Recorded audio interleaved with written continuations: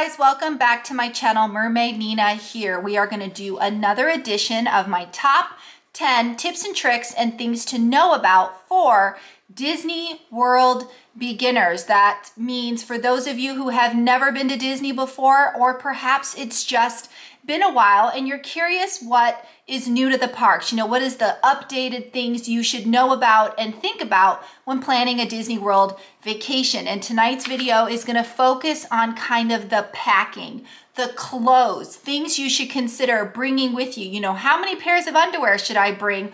Or my biggest question I get is, what are people wearing in the theme parks? We're going to talk about it all tonight in my top 10 kind of things you should know or consider when packing in terms of clothing for the theme parks. Sound good? So as some of these tips might seem a little, obvious, not everyone thinks about it, especially in the moment when they're actually getting ready to pack. I get a lot of clients who just feel kind of flustered last minute and they email me and they're like, Nina, what should I be packing? Like, how many pairs of shorts? Like, what should I be doing? So we're going to kind of talk about it. First thing is, in general, you should try to just pack light as you possibly can. Not just because Florida is hot and you want light clothes, but I find that a lot of people just pack too much. And after years and years and years of packing and going to Disney World, I have definitely learned to cut back on a few things that I just didn't need, or it was just kind of unnecessary. Like for me anyway, I don't need matching outfits with matching ears every single time I go to the parks.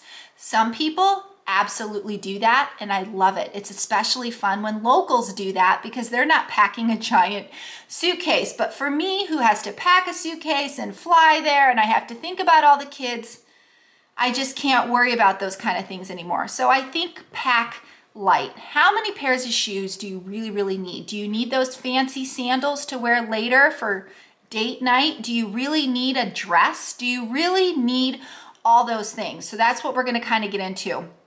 So first of all, I hope this doesn't sound gross to anyone, but we like to share the shorts over a couple of days, meaning I don't have to pack 7 pairs of shorts for 7 park days, especially kind of jean or denim clothes. You don't have to necessarily call them dirty after one wear. Of course, it depends on how sweaty you got and all those things. But in general, I don't pack a pair of shorts or pants for every single park day. I kind of, pack a little bit less. We kind of spread out the shorts and make them last 2 days if we can.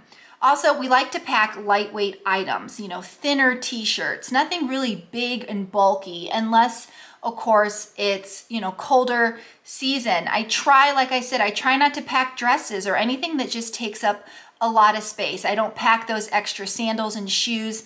I know they look adorable, but do I really need them? I mean, there were times where we got dressed up for a certain meal and it was kind of just annoying. To be honest, to not only have to pack those things, but to then go back to the room and change and get ready and I know some people love it. Some people are going out on a special date night or perhaps you're proposing and that's different. I'm talking like the general family trip where you just don't need all those things.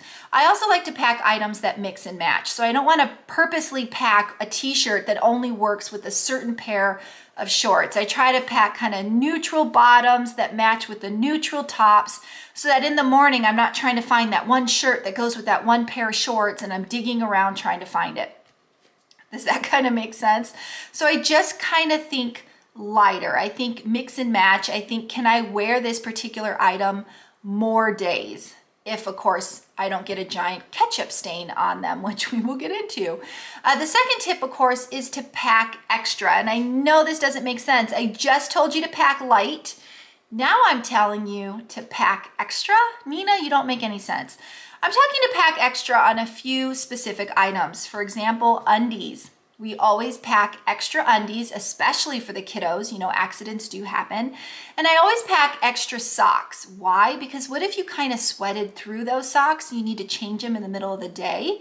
Not to mention, ooh, Florida rainstorm and you got yourself into a little puddle.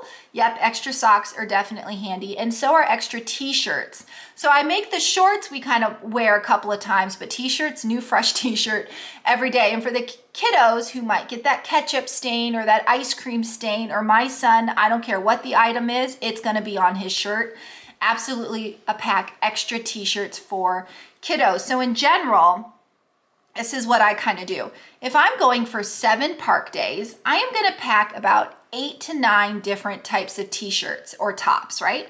I'm gonna pack 9 pairs of undies. Again, maybe you showered midday, maybe someone had an accident, maybe you went to the pool and rather than putting on underwear previously worn during that day, maybe you should wear a fresh pair. Just certain things to think about.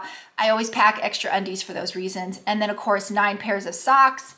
Again, about 2 extra in case, you know, puddle in situation, and then 4 to 5 pairs of shorts. So again, I said 8 to 9 tops, but only 4 to 5 shorts. Now this really can cut down on bulk because if you think about your clothing, shorts take up more space. They're usually thicker, there's a button, there's a zipper, they take up more space, therefore cutting back on a few pairs can be helpful. And again, I'm not wearing cutesy tops or cutesy sweaters because those just kind of pile up in my suitcase. So yes, think light and pack a few extra of those certain items that may need to be changed or adjusted throughout your park day.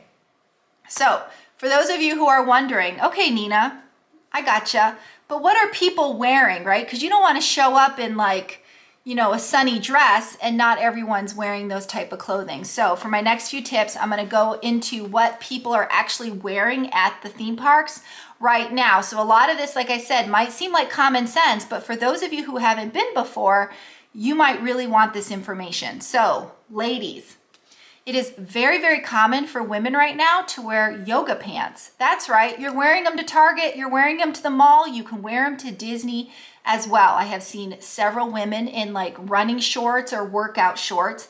Same thing in general, just workout gear. A lot of sports bras with tank tops, workout shorts, any of those kind of items that you are comfortable in at home.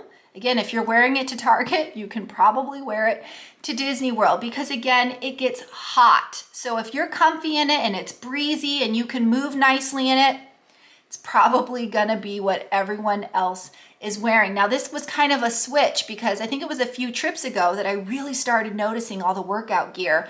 When previous to that, I really thought people kind of dressed, I don't want to say they dressed up a little bit more, but definitely saw more variety. Nowadays, it is a lot of workout gear. So I'm telling you ladies, if you're comfy in it at home, take it to Disney World.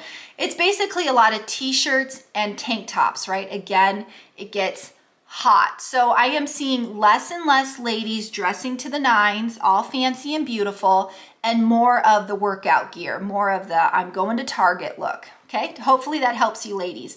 For the men, I'm not seeing too much of a change for men. It's a lot of cargo shorts. Yes, is lightweight as you can. Definitely don't get those thicker ones, but cargo shorts are nice for guys, you know, somewhere to put your phone and a napkin in case you're eating something. Maybe, you know, you're holding something for the kiddo. I've seen a lot of dads walking around with a kiddo like water bottle in their cargo shorts, which kind of cracks me up. But yes, so men, a lot of cargo shorts, just plain simple t-shirts, and a lot of moisture wicking gear, right? A lot of sports gear. There's a lot of companies out there that make, you know, t-shirts and articles of clothing that are great for when you're sweating or great for in the heat or dry quickly, right? They're not going to get you all hot and sweaty. I've been seeing a lot of these types of clothing as well in the theme parks. And you will see those guys with baseball hats. So yes, to protect your head and to give you a little protection on your face, a lot of baseball caps. And I do see a few guys that will wear like a Disney themed button up shirt, usually a nice breezy one, you know, so you can get the breeze through the shirt there. My husband will wear them a few times, but usually he is just t-shirt and cargo shorts and a really good pair of sneakers. So yes, for the guys, not so much of a change there, but for women, I have definitely seen a change in the types of clothing that the women wear. For kids, make sure the kiddos have really good shoes. You don't, I mean, they're going to be walking and walking and walking. Unless you have a kid who is stroller 24/7, that's a lot of walking for little kiddos who are not used to it. So rather than putting them in cute princessy little dress shoes, consider getting them just some nice shoes and swapping out the princess dress shoes for when you're getting that picture taken. Just a thought. So yeah, good shoes, and also kiddos, lightweight gear. I see a lot of kids in some heavy dresses and things, and they just look so hot. And of course their cheeks are bright red and they're sitting in the stroller and they just look hot. Lightweight, please. Consider that for the kiddos. And I know this seems kind of weird, but I love bright colors. I love dressing my kids in bright colors so I can see them from a distance. If my kids run off to go get a pretzel, I can see them in the corner of my eye. You know, the kid with the bright pink shirt, that one's mine. So just consider those kinds of things when dressing your kids, again, depending on your situation. But kids are like anyone else, workout gear, lightweight, shorts, t-shirt, tank top. But just like I said, consider those few extra items. I think a lot of people try to dress their kids up cute. I get it. It's excellent for pictures. But that cuteness, when the pictures are gone, it just needs to be practical. So just kind of mix and match that cuteness with the practicalness, and you got yourself a perfect wardrobe for your kiddos. The other thing that is very, very common are matching t-shirts. Now, we used to do matching t-shirts a lot when the kids were younger. We haven't done it so much recently. I think it's because my kids are just tired of it, and the husband, of course, he's not into it, so whatever. But absolutely love matching family t-shirts. I still, if I can, will put my kids in matching t-shirts. Again, it's because I know the two kids with the matching shirts, those are mine. Those are my kids. I can easily kind of recognize them.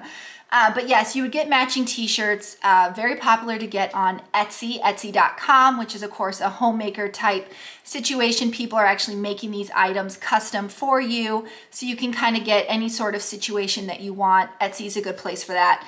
I notice a lot of these kind of t-shirts on Amazon. So a lot of the workers or people that shop, sell on Etsy have also been selling on Amazon, which is great, because then you can get that free shipping, which for me is a huge score if I can get free shipping. Also Kohl's, I've seen a lot of matching situations at Kohl's, especially matching PJs come holiday time. And then the Disney store, actually, Shop Disney has a lot of matching t-shirts as well. So yes, it is very common for families, especially big groups, reunions, to have bright colored shirts that are matching. Again, consider those bright colors so that you can find all your people amongst all the sea of other colors. So yeah, bright colors is also a good option. Shoes, I talk about this all the time. You don't want to pack too many shoes, but there is a reason why you would want to pack 2 pairs of shoes. Let me get into it. So the first thing is you want to pack some regular good old sneakers, some regular tennis shoes that fit you well, have a nice good bottom on them.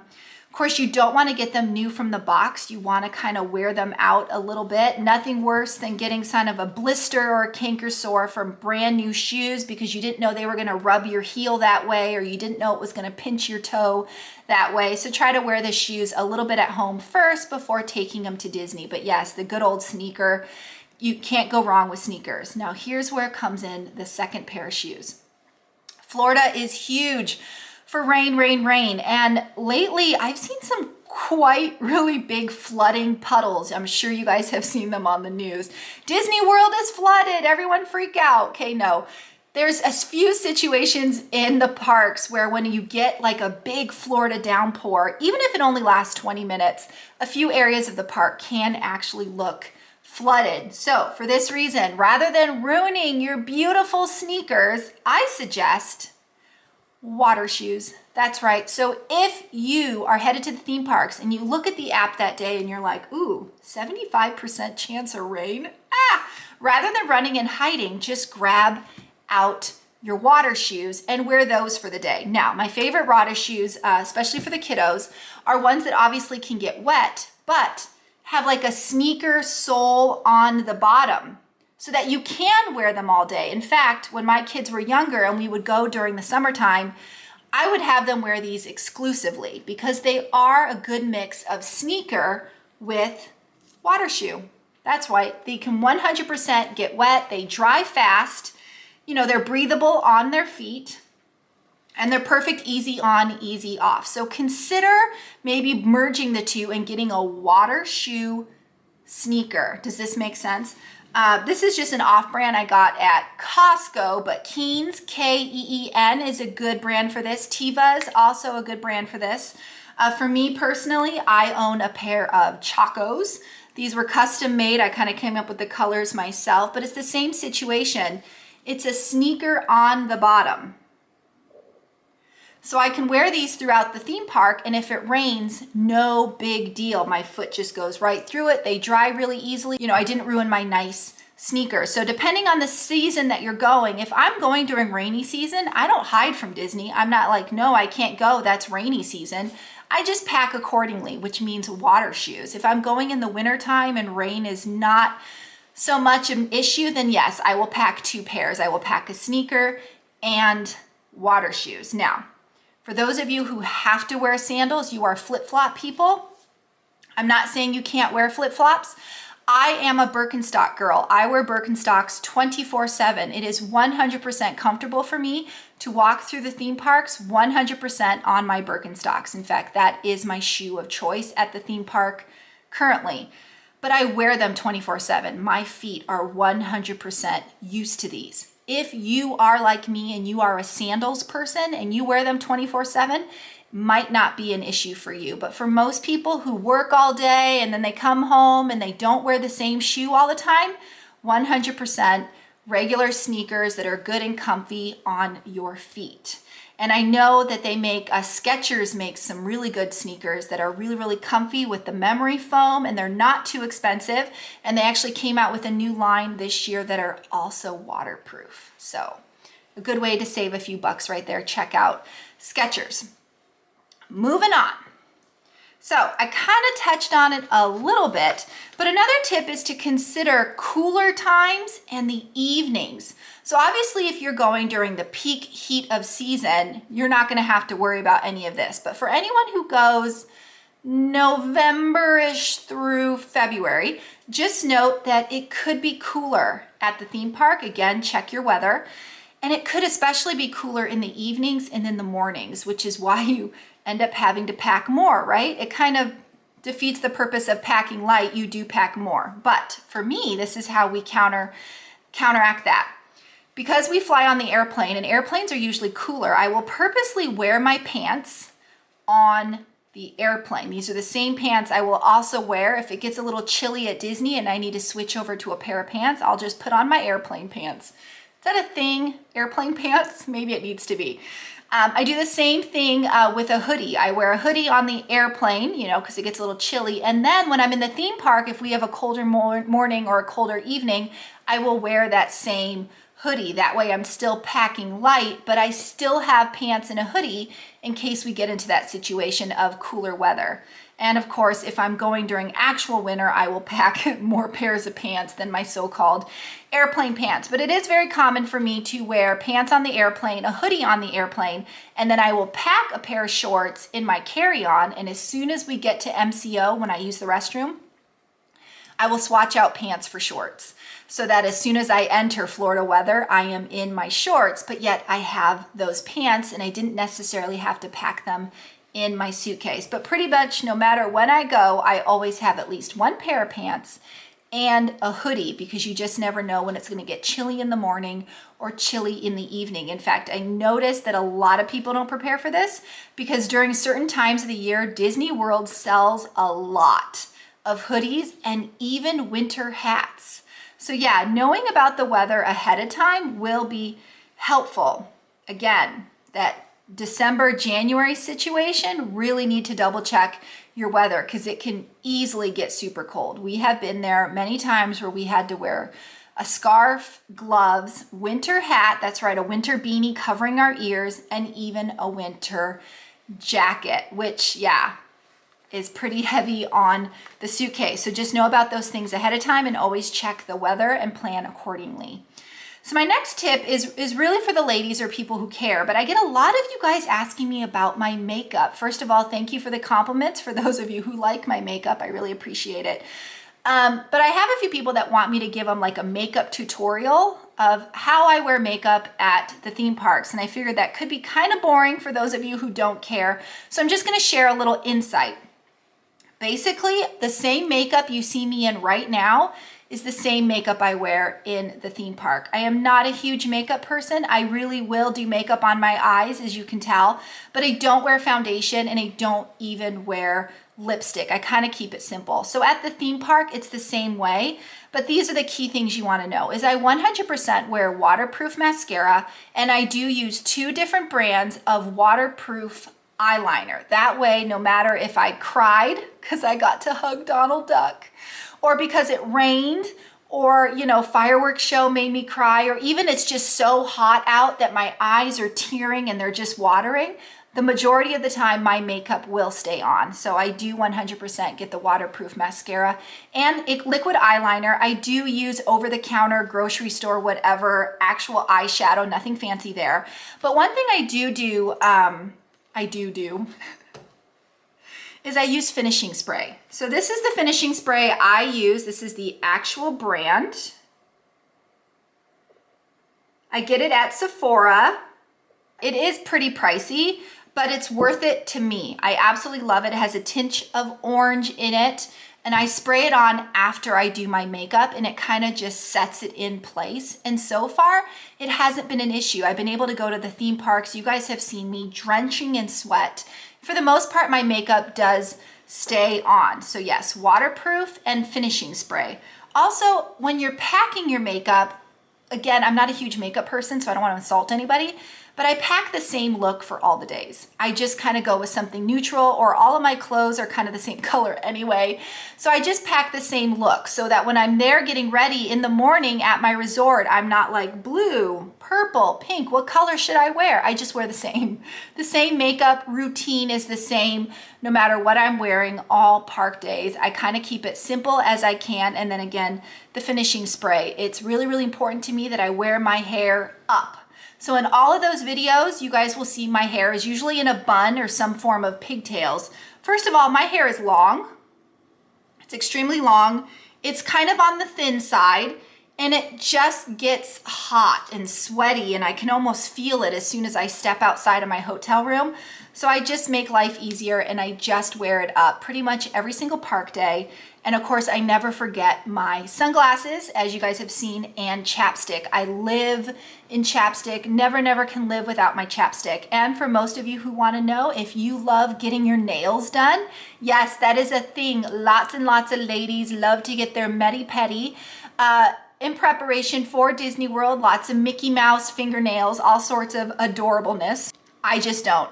Either I don't have time or I don't care. I can't figure it out, but I'm pretty much there with my, natural nails, and I don't worry about it. But plenty of people go and have their nails done, which I love to see because it's really pretty and fun. But yeah, so that's it for makeup. I keep it simple, but definitely finish it with finishing spray. And in case it helps, I saw this at the store. I haven't used it yet.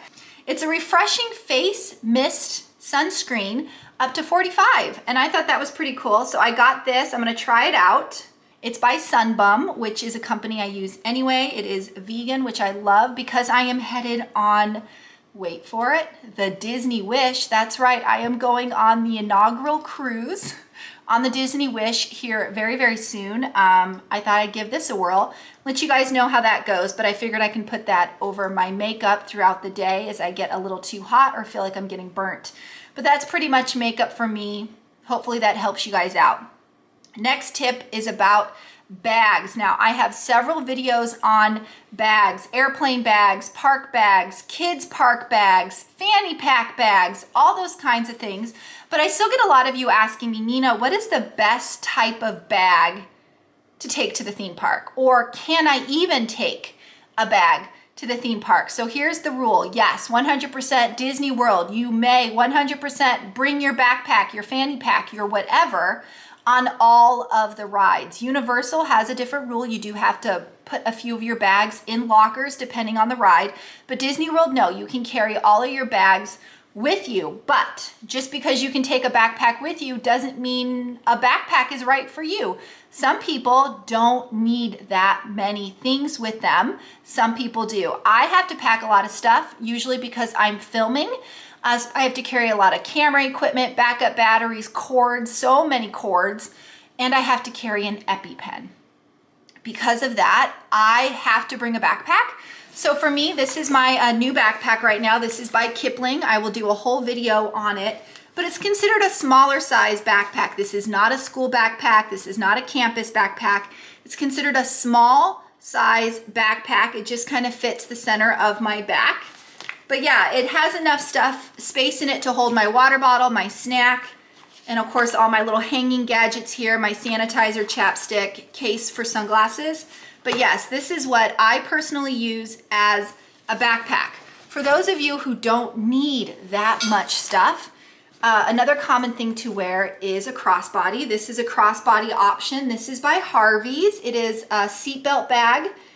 It is roughly 11 by 11, but yeah, it doesn't have a lot of depth to it, but it will fit your water bottle, your wallet, chapstick, a snack, those kind of things. Kavu, K-A-V-U, and Vera Bradley both make some really good kind of crossbody bags that aren't too big and aren't too hefty. So yeah, consider a crossbody if you don't need a backpack. These are very comfy to wear, but basically you don't want to get something bigger than what you need because it's just going to kind of weigh you down. It's just going to feel kind of heavy. And yes, as much as you may want to laugh, fanny packs are 100% popular at the theme parks. They might not be popular day in and day out, but they are popular at the theme parks. So this is my fanny pack. It is another Kipling. It's a very large fanny pack in terms of fanny pack, but again, it holds my camera and my camera equipment. I got this for the cruise, so when I walk around the cruise ship, I can 100% carry my backup batteries and my Epi and whatever I need, while also kind of being light while on the ship. It's got 2 zippers, you know, it's got my Donald on it, but yeah. Fanny packs are very popular at the theme parks. I will note, I don't actually wear it on my fanny. I do wear it crossbody style right here on my chest, and then I can quickly swing it around like a sling bag. But yes, backpacks, crossbodies, fanny packs, all very popular. I also want to note that sling bags are also very convenient at the theme parks. I have done a video showing you my Vera Bradley sling bag, and also Kavu again, K-A-V-U, also makes an awesome rope sling bag, which is very popular in the theme park. So basically you want to gather all the things around that you're going to take with you to the theme park and then try out the different bags to see what bag kind of fits your item best without having too much extra space. Like I have shown this backpack before. Some people will use a backpack this size. This is Vera Bradley's campus backpack. It is huge. It is as big, if not slightly larger, than a school backpack. You might not need this large of a backpack unless you're using it like a diaper bag and it's got everyone's food and everyone's diapers and formula and all those kind of crazy things in it. Then yes, that's when you might need a larger backpack. But again, you see what you need to bring to the parks every day and you adjust accordingly. And I have mentioned this in my previous video. Make sure you check that out. I do suggest kids wear a backpack as well. In fact, I show you what my kid's backpack looks like in that video. But yeah, depending on the age of your kid, I absolutely think your kiddo can wear their own sling type backpack to the theme parks. So anyway, I hope this top 10 kind of things to consider clothing wise or packing wise for the parks helped you out. I do have a few kind of bonus or note things to consider. And that is when packing, try to, packing your suitcase, not for the theme park, well, theme park too, maybe a little bit. Don't forget to save room for souvenirs. If you pack all your stuff in so tightly to get to Disney, where are you gonna put that mug that you bought or that extra jacket that you bought or that whatever that you bought? So kind of save room for souvenirs. And I know a lot of people who will actually pack an extra bag inside their suitcase. So when they buy their souvenirs, they already have a bag for them. This is very, very common. I actually have a tote bag that I pack in my suitcase. I use it for transferring food, but I could absolutely use it for extra souvenirs. In fact, when we had to bring home a droid, that I wasn't planned on purchasing. The Droid fit inside my tote bag. So yes, if you pack an extra bag or two in your suitcase, when you shopped a little bit more than you planned, at least you have a bag for it. And also note, when packing your suitcase, I am a huge fan of packing cues. These are up on my Amazon account, which I'll talk about in a minute. I also have a video specifically on how you pack with packing cubes, but yes, I pack all of our stuff in packing cubes. I use Eagle Creek brand. I love that they're breathable. They have a really good zipper. They're sturdy. I've been using them for years, but that's how I kind of separate and organize all of our clothes in the suitcase. So I keep the sun stuff, you know, the bathing suit stuff in their own bag. I keep the pajamas and things we're gonna need immediately when we arrive in their own bag, and so on and so forth. So yes, absolutely love packing cubes, for which some people will use a Ziploc bags. Other tip or thing to know about is laundry. I get a lot of people asking about laundry. So yes, Disney resorts do have laundry. Are they going to do the laundry for you? No, but they do have washer and dryer machines for you to then go and do your own laundry. They are at this point pretty much all credit card accessible, no more quarters and dollar machines. And you can purchase, you know, little mini soaps if you want to. My tip, I pack my own soap. I actually, you know, because of allergies and things, I have specialty soap that we use, and I actually found a miniature travel size version of it that I pack with us every single trip. Therefore, in case we do need to do laundry, I know I don't have to worry about using, you know, their Tide brand or whatever it is Disney sells. I know I can have my, you know, dye-free, fragrant-free laundry detergent that we use at home with us. So just prepare ahead of time if that's something you think you might need or need to know about. Last thing is we talked a little bit about weather, you know, the cooler weather and how to dress for it. That includes the rain and making sure you packed your ponchos. So no matter what time of year we go, I always have the ponchos with us. I get them at Target, about $2 each, throw them in the park bag. Good to go. You don't have to worry about them if you have them. That way, if you accidentally get in touch with some sporadic Florida rainstorms, you will have your poncho. And of course, we talked about the water shoes. So as I mentioned earlier, I am part of the Amazon Influencer Program. I do have my own site, and all of these things and more are up on that site. So all of these things that I have shown you throughout various videos are now up on my site, including my packing cubes and even my fan, my handheld fans and my neck fans that we use in the theme park are all up on that site. So it's www.amazon.com/shop/Mermaid Nina Travels. Super easy because it's my YouTube name. But yeah, so anytime you're looking, okay, well, Nina, I love that backpack, or I want to look at ideas of other backpacks or other things that you could pack or use not only on the airplane, but in the actual theme parks or on a cruise. It's all up on that site. So yeah. But anyway, guys, I hope you found this helpful. Again, I know some of this stuff might have been like, well, Nina, duh, I already knew that. But that's because you probably have been to Disney recently and you knew these things. But for those of you who haven't been and you've been wondering what everyone wears or what you need to consider when packing, hopefully this helped you guys out. And of course, if you haven't already, please subscribe to my channel. If the subscribe button is red, please click it, turn it gray, hit the bell icon for notifications of more videos. Like this video, please, and comment. For those of you who have been to the theme parks, what would you toss out here? What would you say, you know, the ladies typically wear, or what's a good thing to wear, or for people to consider when packing their clothing or shoe-like items? Let us know in the comments. Again, always helps everyone out. Plus, might be something I will add to a different video. You just never know. But yeah, as always, guys, mahalo for watching. Nina, out.